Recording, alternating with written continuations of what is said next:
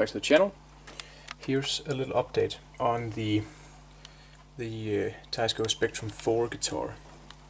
And previously, when I recorded another video here, the neck had a quite severe back bow, and the truss rod was slackened all the way off, so there was no room for adjusting it back straight.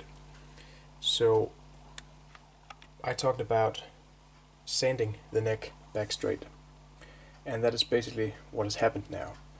I took my 7¼ inch radius sanding block and just started at the high spot, trying to bring everything down level, and we have basically reached that point now. And I'm not sure if I can show it, but as you see here, I've just started to inlay the 4 remaining inlays here. So the 7th and 9th and 12th inlay here are just, they are re-inlaid here. And I've just done this, and I've just put some water thin super glue along with some rosewood dust to fill it all up, and hopefully let the water thin super glue get in there and seal it all up so you can't see it.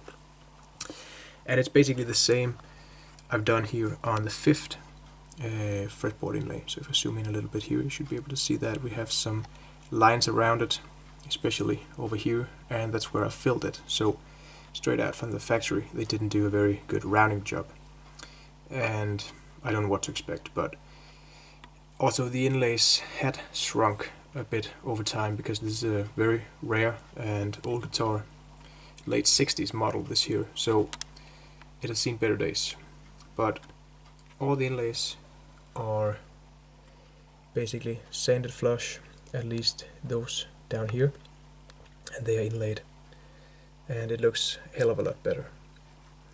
Now I just have to give the glue time to cure, and then I can get back and sand it all down flush and hopefully get those inlays smooth along the fretboard so we don't feel them sticking up.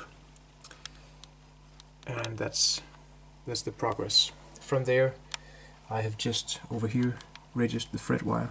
We're going for some Husco medium fret wire, which is 2.4 by I believe 1.3, so quite high, but we have some room to get the fret in, and we have some room for fret leveling, crowning, and some polishing. So yeah, we don't mind it. It's just going to be great that way. But I really want to put the straight edge on here, but I'm not sure that I can do that because of the glue. It will basically rock on the glue, but let me just try and put it out here on the very corner and see if we can get a decent shot of that. And it seems to be alright. You can see a little bit of light up there, but that's just because it's resting on the glue somewhere down the neck. But you can basically see it here that it looks excellent and very straight. Nothing compared to what we had. You can take a look at the other video, and I might include it in the description, so you can see how much of a rock we actually had, and it was crazy, to say the least. Also, the fret slots have been recut, and it was just fantastic because this slab of rosewood was really thick, and we had enough material to actually remove what we needed to get the neck straight here. And in order for me to cut, or I should say recut, the slots without actually going into the neck itself, you can see that we have a little bit of room to work with, so nothing to be aware of, or at least to be concerned about. So that's the progress. Next up will be sanding this smooth, as I said, and getting it all ready. And right now I'm using 220 on the fretboard. From there, when this is level and all good, I'm going to go to 320 and then up to 400, and then maybe hand polish it a little bit with a 600. We'll just have to see how it feels when I get there. But that is the progress, and I'm very happy about it because I had my concerns about this neck, but we were able to sand it back straight and get everything nice and even.